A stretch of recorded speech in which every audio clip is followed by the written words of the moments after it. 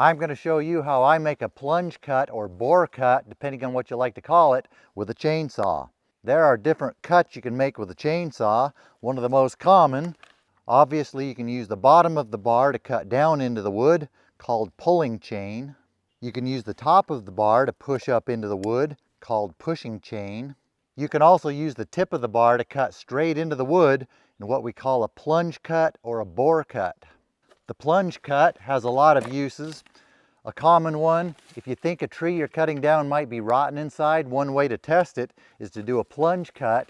If the wood feels soft inside, that's a good indication that it's rotten. If you observe the sawdust that's coming out, if it turns a different color than what you would expect from a solid tree of that species, or if you notice a different size and consistency of the sawdust, that can be a good indication it might be rotten. Rotten trees can be more dangerous to fall, so if you know it's rotten, you can act accordingly. There are many tree falling and bucking techniques that do use the plunge cut. I'll probably get into those in future videos as those situations arise. The plunge or bore cut can be very dangerous if you don't do it the right way. Since we enter the wood with the tip of the bar, the risk of kickback is greatly increased.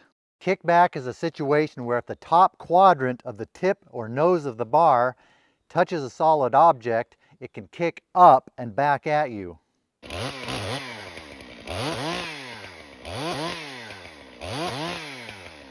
When you first enter, this is the no-touch zone. You don't want this part touching anything. When we start to enter, we enter with this part. Imagine a line right at the center of the tip. Above that is the no-touch zone. Below that is the touch zone.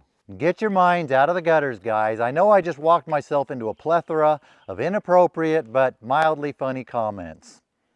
Someone is not going to be able to resist themselves. It's inevitable.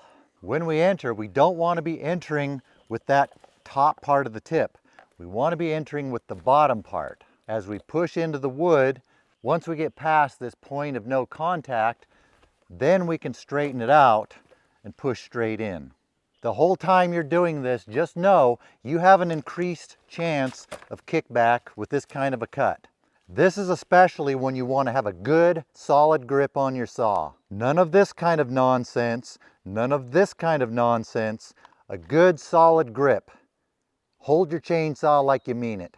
With a firm grip, maintain a good, solid stance, so if something happens, you're prepared for it.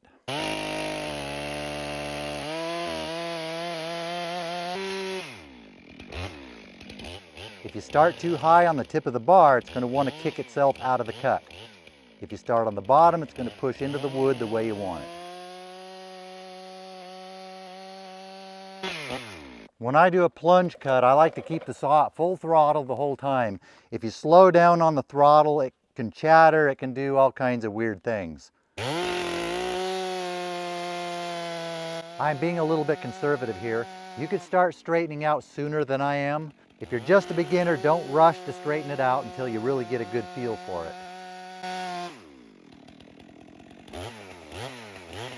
Let it cut at a good, steady, natural pace. Don't shove it. If you want to bore into a standing tree, it's the same thing. Don't start with the top of the tip or go straight in. Start with the bottom of the tip. Once you're in, then straighten out.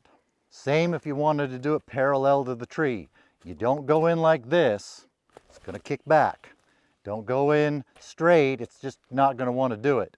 You want to get down lower than your cut, start with this part of the bar, and once you're inside, then you straighten out.